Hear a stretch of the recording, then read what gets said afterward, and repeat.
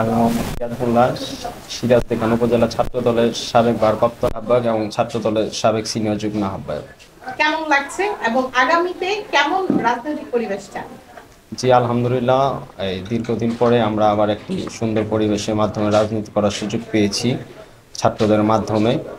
এবং আগামীতে চাই যে সুশৃঙ্খলা এখন দেশে আছে যেন আগামী দিনগুলোতে আমরা এইভাবেই কাটাতে পারি। আমরা এখন আগের চাইতে অনেক শক্তিশালী এবং সুশৃঙ্খল, এবং দেশনায়ক তারেক রহমানের নির্দেশে আমরা আগামী পথ চলতে চাচ্ছি। যারা নতুন প্রজন্ম রাজনীতিতে আসতে চায় তাদের জন্য কি মেসেজ দিতে চান?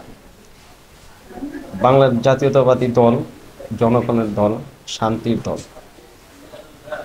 আগামীতে যারা আমাদের সাথে এখন নতুনরা, যারা নতুন ভোটার, নতুন রাজনীতিতে তারা আমাদের সাথে আসছে, একটি সুশৃঙ্খল দল দেখে তারা আমাদের সাথে হাতে হাত কাঁধে কাঁধ মিলিয়ে আমাদের সাথে রাজনীতি করতে তারা ইচ্ছুক।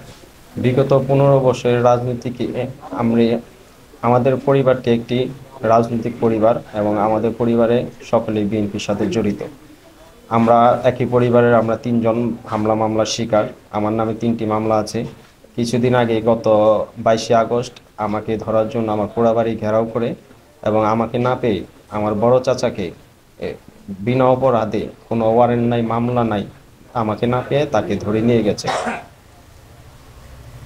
আসলে আপনারা এরকম রাজনীতি আর চান কিনা?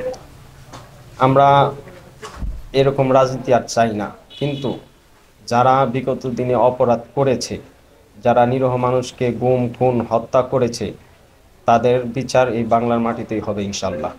আমরা চাই অতি দ্রুত বাংলাদেশে একটি গণতান্ত্রিক উপায়ে নির্বাচন দিয়ে দ্রুত একটি সরকার গঠন করতে তার কাছে আমাদের অনুরোধ।